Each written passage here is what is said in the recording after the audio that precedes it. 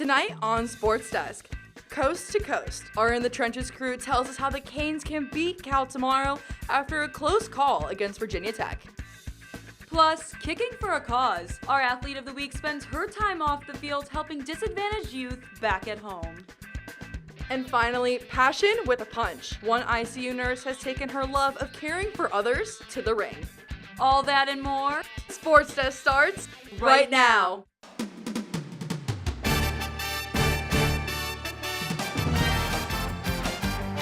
I'm Ed Reed, and you're watching SportsDesk.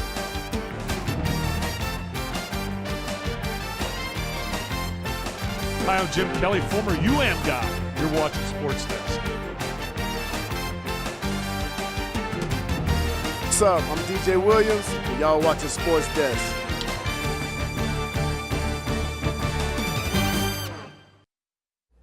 Hello and welcome to this episode of SportsDesk. I'm Annie Watson. And I'm Jordan Cerullo. Thank you for joining us.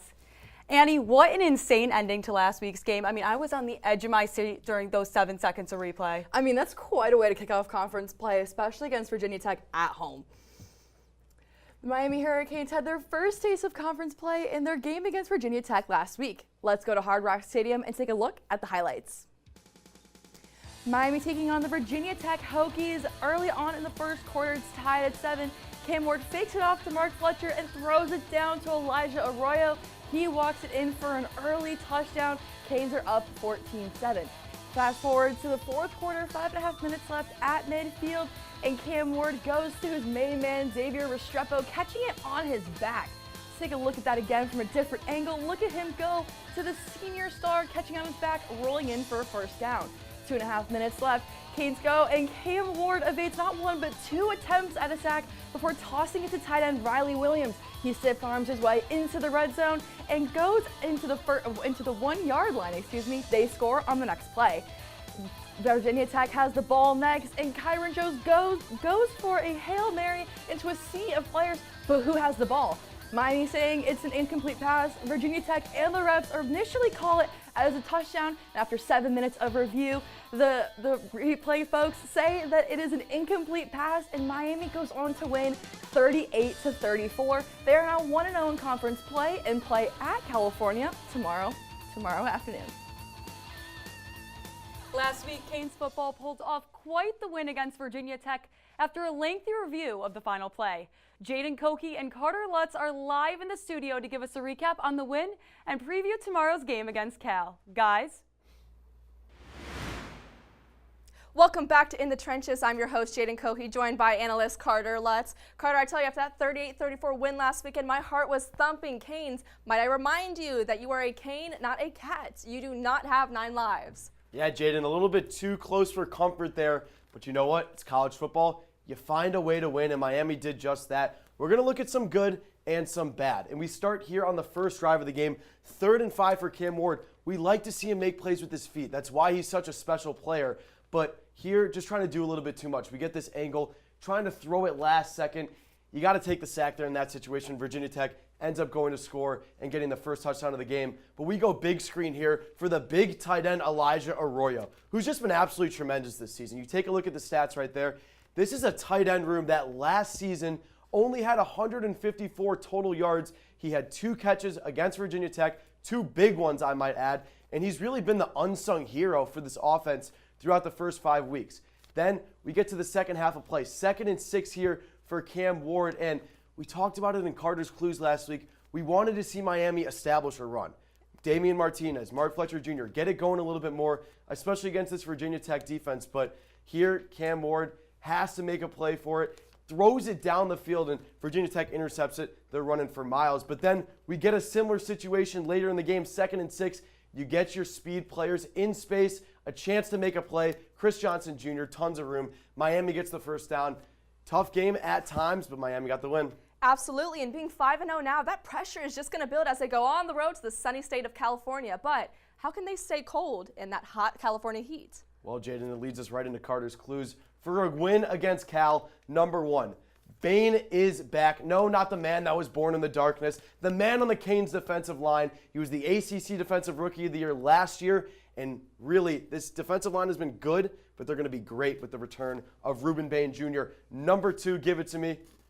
No bear hugs here. You're going against the Bears of California. They got a really strong defense. You got to break some tackles off from those Bears and find a way to get the offense rolling. Number 3, rocky road trip. People don't remember that this is actually a team that hasn't left the state of Florida. Those 2 road games against UF, against USF. So they got to go all the way to California, and they got a tough test ahead of them. They do, but no doubt they'll get through it. That's all the time we have for today. Let's send it back to the desk. Thanks, guys. Miami and Cal are 2 of the hottest teams in the ACC. Ashley Friedland has a look into how both teams and their fan bases are building on that momentum. The atmosphere at Hard Rock Stadium was electric last Saturday night as the Miami Hurricanes pulled off a thrilling victory against Virginia Tech. Fans were on their feet, cheering passionately for every play and fueling the team's momentum throughout the game. The tension reached a peak as the referees confirmed Miami's hard-fought win, sending the crowd into a roar. With just seconds left on the clock, the Hokies attempted a last-second Hail Mary, but it was ruled incomplete, solidifying Miami's 38-34 victory. There is no place better than the UMTV right there. UMTV. Now, the Canes head west to take on Cal Berkeley. After an exciting home win, the team is riding high and fans are buzzing with excitement for what's next. Miami's ready to bring that same energy and fight as they look to secure another win on the road. With momentum on their side, all eyes are on how the Hurricanes will perform in California as they look to keep the streak alive. Coming off a close win against Virginia Tech, the pressure is on for the Canes to go 6-0 against Cal tomorrow. Our football beat reporter Ashley Friedland is live in studio to give us details on last week's game and expectations for tomorrow. Ashley, you had a front row seat on the sidelines during Virginia Tech's Hail Mary. Talk me through what was happening during the review. Well, Jordan, the sideline has never felt so tense, and what was only 7 seconds seemed like forever. There was a lot of confusion, and no one seemed to know what the refs are going to announce. So, of course, when VT's Hail Mary attempt was called incomplete, everyone rushed the field, including myself. You could feel the nerves and hesitation from the crowd fill the space, but there was a sigh of relief after the play was decided and Miami had won. It is safe to say that Mario and the guys celebrated the win big time back in the locker room. Yeah, Ashley, it seems like the leaders of the team do a good job of keeping themselves together. I know you had the chance to talk with a few of the players this week. How are they feeling going into tomorrow's game? Everyone I have spoken to seems ready for the game and just wants to play. It's big news that this week's College Game Day is at Cal for the first time ever, and a long travel weekend for the Miami, so some fans are thinking that the time change may get in the way, but that seems like far from the truth. The Canes are ready to take on a new ACC component, and with their momentum, leadership, and eagerness to bring home another win, Miami is expected to return with a 6-0 record. Also, Canes fans travel, so it is very likely that Miami will be well represented at California Memorial Stadium, keeping the energy alive for the team. A 10:30 kickoff back in the true side of the Atlantic has nothing on Miami. Thanks, Ashley. Coming up on Sports Desk, Canes Pickleball hosted an event last week for a good cause. Jaden Cohey has the story when we come back.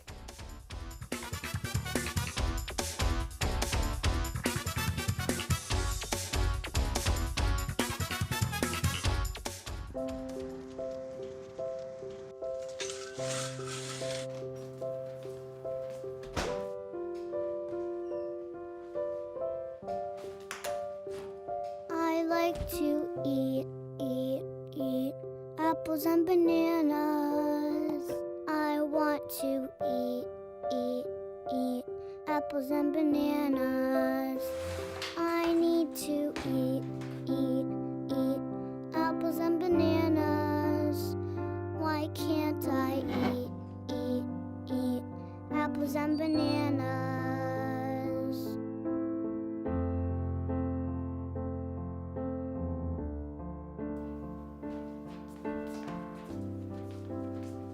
Support the Feeding America nationwide network of food banks to help provide meals to those in need. Join us at feedingamerica.org.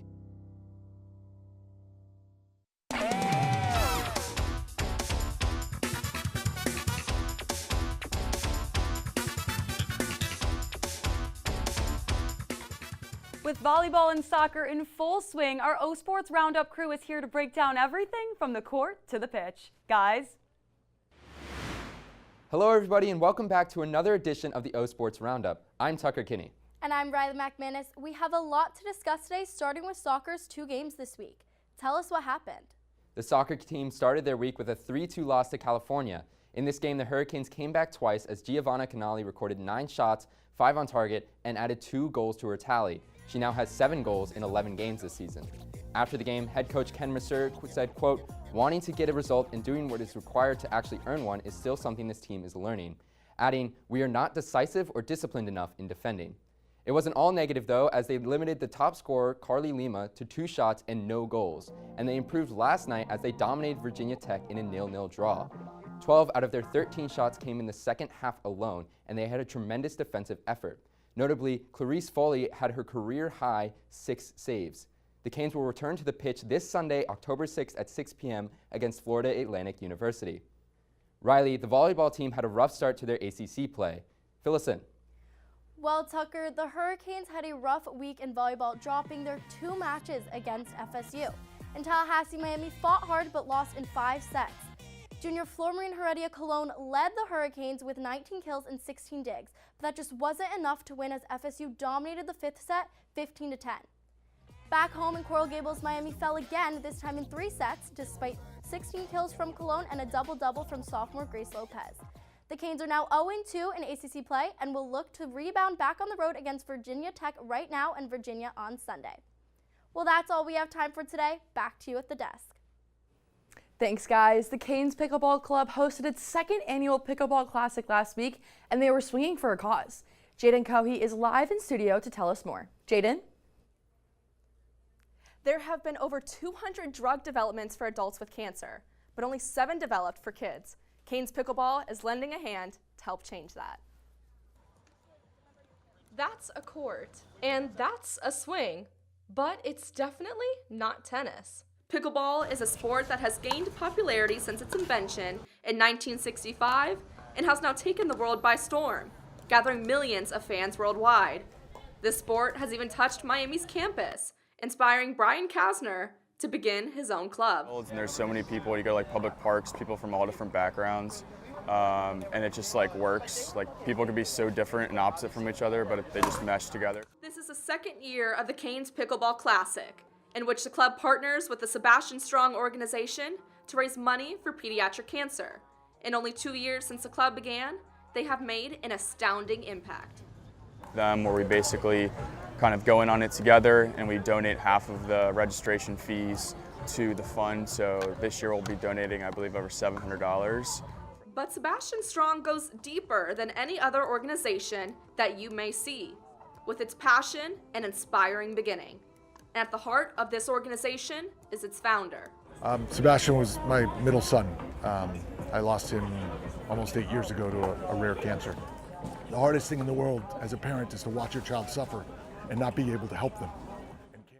Oscar realized at the time of founding Sebastian Strong that there was a lack of education and research surrounding pediatric cancer. As a result, one of the main goals of the organization has been to improve that. You don't know there's a problem to fix unless you know there's a problem. So it's educating people. Oscar has found a way to take the grief and loss of a child and extend his arms to help others. The truth is, we all go through adversity in our lives. At different levels, it's not about who had the worst, but the reality is we always have the choice in how we respond to that adversity. There was no greater way that I can move forward in honoring him than by trying to make it better for other people facing a similar crisis.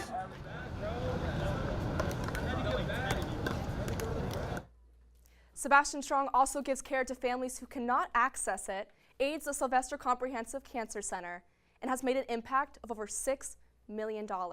And they continue their drive to help others. Jaden Cohey, UMTV. Thanks, Jaden. No matter the time of year, this forward has her head in the game. Our very own Annika Alves sat down with JJ Dow, not only a leader on the UM soccer team, but in the community as well. Hi everyone and welcome back to this week's edition of Athlete of the Week. I'm your host Annika Alves, and today from Kane Soccer we have JJ Dow. How are you? I'm doing well. Thank you for having me. Thank you for coming. I'm going to start off with a little game I call goals. I'm going to give you one word and you're just going to say a goal you have that's associated to it. Sounds good. Perfect. Career. To play professionally. Travel. Love to go to Brazil one day. Major. I did my undergrad at Duke, and I combined like psychology, computer science, and markets and management, and I'm doing my master's here in sports administration. Love it. And then community. The first word that comes to mind is Senegal. Me and my brother created this Dow Foundation, where we just bring back a bunch of like gear and hold camps around the country. I love that. And then could you expand on that a little bit more? So my brother actually started off with bringing back home like over 500 pairs of shoes, and he held basketball camps all over the country.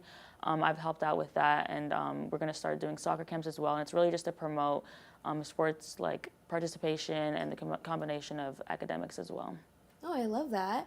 And so recently you got pulled up to the Senegal national team. Congratulations. Thank you. Could you tell me a little bit about like what that felt like? It's obviously a huge honor.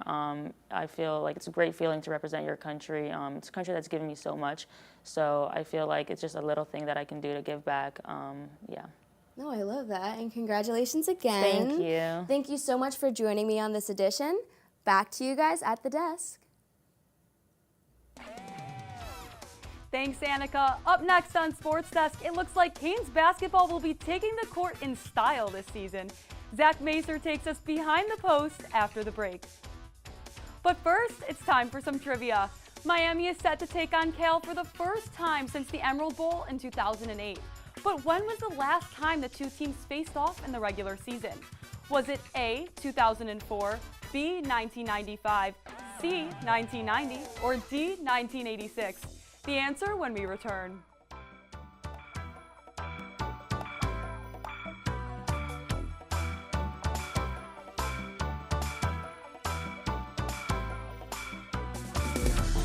I'm an ex-drug dealer, and I'll be your sub today.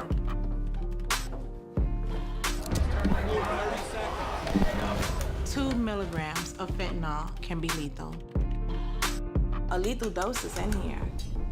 Who gets it, I won't know. It's cheap, it's potent, and it's profitable. The sad reality is, fentanyl is being mixed into everything now. More kids should know.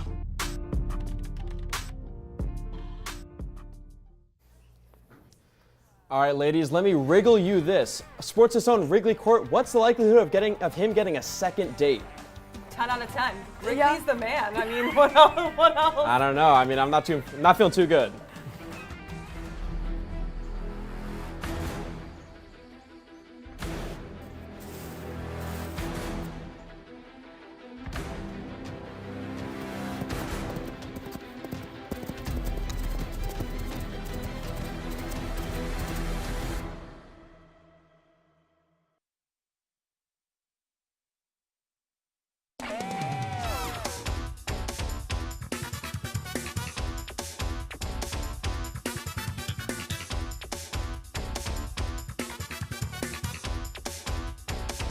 Welcome back. If you guessed C, you're correct. The Canes traveled to Berkeley in 1990, defeating the Bears 52-24.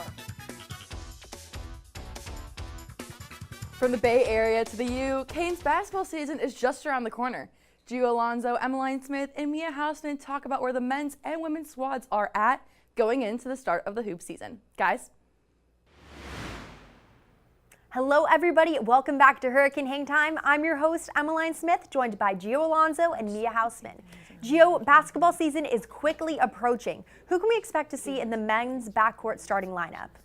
Well, Emmeline, I think it's safe to say there's one player we're going to be seeing in the starting lineup this year, bar none. It's going to be Nigel Pack. Now, I want to take all of the Hurricanes fans that are watching this back to the 2023 March Madness Final Four run. Nigel Pack was a force during that run, specifically in the Elite Eight and Sweet 16 matchups for the Miami Hurricanes. He was a force from beyond the arc. Now, Miami needs him to return to that type of form if they're going to be anywhere near as successful this season as they were that one. Now, Nigel Pack had the worst three-point shooting percentage of his career last year, 35.7%, down from 4.7% the year prior. Now, I don't want to give him too much flack because, of course, he was dealing with an injury that he missed 7 games because of, but that percentage in 2023 was already a drop-off from his percentage in 2022. Nigel Pack needs to establish some sort of consistency if Miami is going to be successful this season. Now, in terms of other players we're going to see in the rotation, Jalen Blackman, the transfer guard from Stetson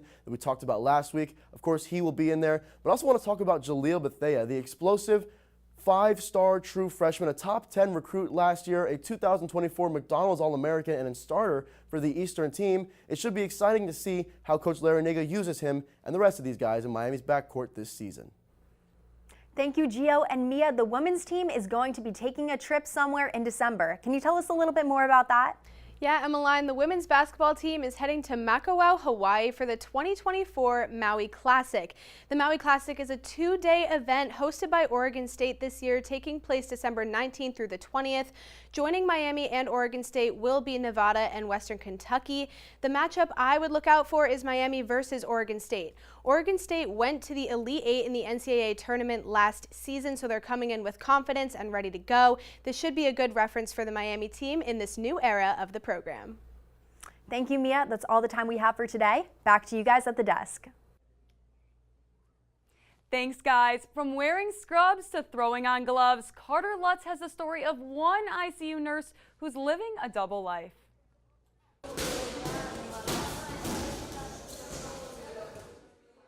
Christina Brader has been working her way up the MMA rankings in South Florida. But work is just another word for the full-time ICU nurse. I have a full schedule, all day long, 7 days a week, no rest. I train Monday through Saturday, and I work on the weekends basically, and in the evening. So as you notice now, I trained in the morning. I already trained once before I met with you today. This is my second training, and I'll do the same thing tomorrow over and over and over again until my bills are paid by this sport. That's basically the plan. The amateur fighter trains at MMA Masters in Hialeah, Florida. Just one of 9 locations, the gym is well renowned and has gotten the nurse ready to step into the ring at any moment. She's been doing great, and her mindset is different. It can be an amazing fighter, but if you don't have a mindset and you know what you want in life, you're not gonna get anywhere. While balancing a demanding sport with a big responsibility to take care of patients in the ICU, Brader never loses track of what's important to her. In the ICU, we're there for kids, we're there for adults, but on this mat, I'm there for myself. It's kind of that's the balance that I have between the two. Every morning she's here, and then she go to work. But she has a discipline. There's a lot of discipline to do something like that. So that's the difference between her and a lot of girls, a lot of people, a lot of fighters, because she knows exactly what she wants. When you lost, it's hard. When you don't know what you want, but she knows. She does what she loves there, and she does what she loves here. People try to say that MMA and nursing doesn't match, but it really does, because the truth is it's high stakes in the hospital and it's high stakes in MMA. So characteristics that I embody, they flow both on the mat and off the mat. So I'm thankful that, frankly, I was practicing my mental skills for this sport prior to even starting the sport. Carter Lutz, UMTV. From a road trip to some new drip, Zach Maester's here to keep you hip on Behind the Post. That's enough for me. Roll the clip.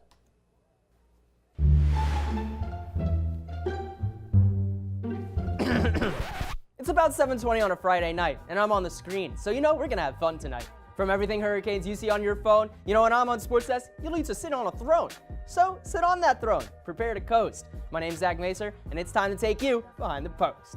Another game, another dub for the Canes, but you already saw how that went. Cam Ward somehow getting out of that sack was incredible. I thought him being brought down was divinely meant. But Super Cam was amazing to see, and victory was meant to be, even if it came at the last second. But now they look on to Cal, where it'll be their 5th time ever these two schools will face each other. The all-time record is 2-2, so bragging rights are on the line, and both teams are ready to go to battle against one another. The Miami players made their way to Cal on Thursday, but the equipment they have didn't have the luxury of flying first class. Instead, all of it made a classic road trip across American plains and grass. Take a look. Right now we're traveling west. And hey, Hurricane fans, right now we at New Mexico. It's so beautiful. Yeah, right now it's daylight. Yeah. Let's go, you! The equipment is now safe and sound in Berkeley, with the 3,000-mile drive being only half the driving they need to do. Yeah, they have a return journey, but next week is a bye week, so at least they don't have another location to go to. But now it's time for a new segment in the segment, Canes Fashion with your favorite fashion assassin. Yeah, you see me every week, but check out these fly Canes. Those jerseys are fresh. I'm gonna have to cop that and show the muscles I have to flex. Ooh. And then these sick kicks are released. I usually rock my J's with pride, but sheesh Adidas, y'all cooked. If I grab them, y'all will see them for sure. Look, that's all the time I have tonight, but don't worry, I'll be here every week. When you see me behind the post, you know I'll bring out my sick rhyming technique. Now, back to you. Thanks, Zach. Still ahead on Sports Desk, one baseball legend made his way back to campus this week. Don't go anywhere. Sports Desk will be right back.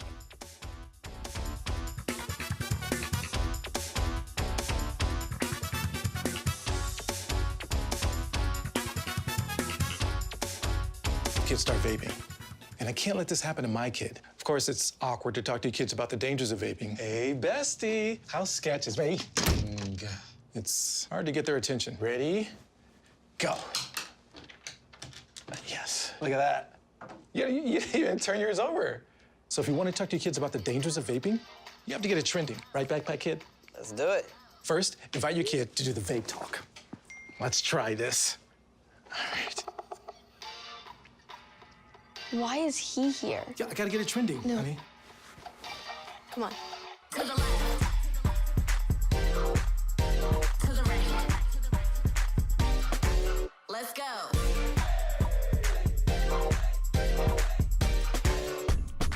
Oh, honey, can we talk? Yeah, what's up? I see a lot of your friends vaping. Visit talkaboutvaping.org for tips on when and how to have the vape talk.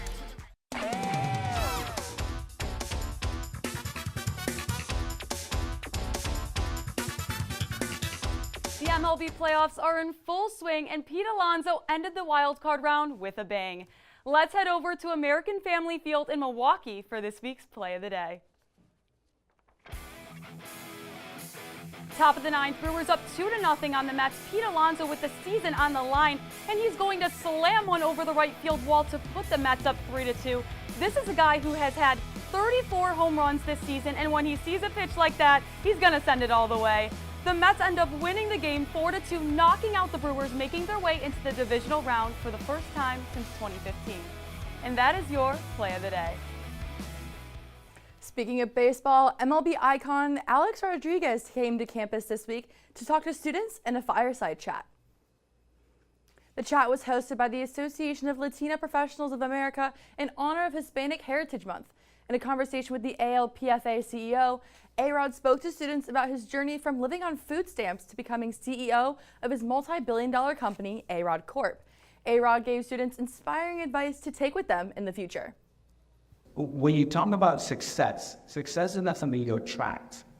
You have to become attractive, and then the success. You see what I'm saying? A-Rod acknowledged his toughest challenge was his year-long suspension for his use of performance-enhancing drugs. But he said it was the best thing that could have happened to him as it changed his thinking. Jordan, it's really inspiring to see someone who is at the top of his game in the prime of his career come back and give back to the community at UM. I agree, Annie. What an inspiration to the entire University of Miami community, and to have him just as a role model on our campus. That's all the time we have for tonight. Thanks for tuning in. We'll be back next week, same time, same place. Have a great night.